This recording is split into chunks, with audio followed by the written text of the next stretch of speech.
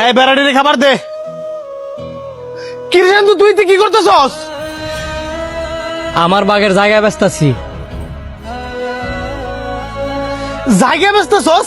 কি কারণে? কি লেগে জায়গা ব্যস্ত আছি তোমার কি নতুন করে কওয়া লাগবো? তোমার আমি কবেতে কইছি যে আমার প্রত্যেকটা বন্ধুর বাইক আছে, আমার একটা বাইক কিনা দাও। দিছ? দেও নাই, যেই কারণে বাধ্য হইছি আমার বাগের জমি বিক্রি করতাম। আমি তো তোর ভালোর জন্যই বাইক কিনে দিই না। দেখ ভাই, তুই বুঝার চেষ্টা কর, তুই জমিটা বিক্রি করিস না। আপনার ভাইয়ের বাগের জমি আপনার ভাই বিক্রি করতেছে, আপনি বাধা দিতেছেন কেন? আর আপনাদের তো জমির অভাব নাই, এক ডিসিম বেচলে তেমন কোনো ক্ষতি হবে না। আপনি আজারা কথা কেন না, দুই ভাইয়ের মাঝখানে ঢুকিয়া ফেসলা গেন না, হেবি যান। বাইরে তুই বুঝার চেষ্টা কর, তুই আমার একটা মাত্র ভাই। বাপের জমি বেচা বাইকটা কিনিস না, আমি তোর বালা চাই। তুই আমার বালা চাস না, তুই হইছিস একটা নিমসা শয়তান। এমনি তুই ফকিন্নির মতো থাকলেও ঠিকই আমার আড়ালে আড়ালে ব্যাংক ব্যালেন্স করে শুয়ে দিছস। তুই আমার এই কথাটা কইতে পারলি? তুই যদি এখান থেকে না যাস তাইলে আমি আরো নোংরা নোংরা কথা কম। ঠিক আছে, তোর জমি বেচার দরকার নাই, তুই আমার 2টা দিন সময় দে, আমি গোয়ালেতে 2টা হাড় করে বেচা তোর বাইক কিনে টিয়া দিতেছি। এটা আগে কইলই তো আমি নেওয়া লাগে না।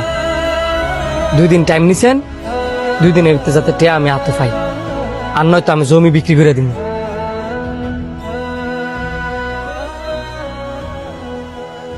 কি রে, তুই 2 দিন ধরে মন মরা হয়ে রয়েছিস কিনলি গিয়া? নতুন বাইক কিনলি, কই বন্ধু বান্ধব ট্যুর দিমু, তা না বন্ধু বান্ধব ফোন দিলে উল্টা ফোন কাইটা দেস। তুই থাক, আমি বাড়িতে গেলাম, কোনো কিছু ভালো লাগতেছে না।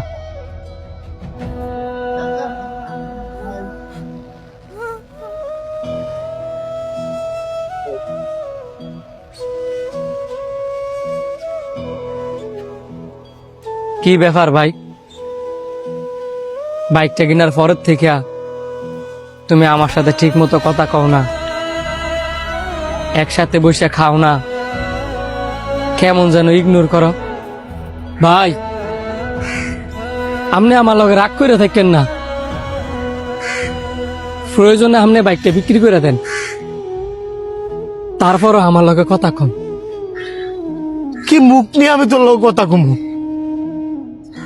তুই তো অবুঝ, আমি তো বুঝে, আমি যাই না বুঝা আমার কলিজার টুকরা বাইরে মৃত্যুর টিকিট কিনে দিছি। আঙ্গো বাপ নাই, মা নাই, তুই তো আমার সব। আমার বউ যদি তোর লগে হিংসামি করে, এই চিন্তা করে আমি বিয়ে ঢপতে করি নাই। আর আমি এই বাইরে একটা বাইক কিনে দিছি,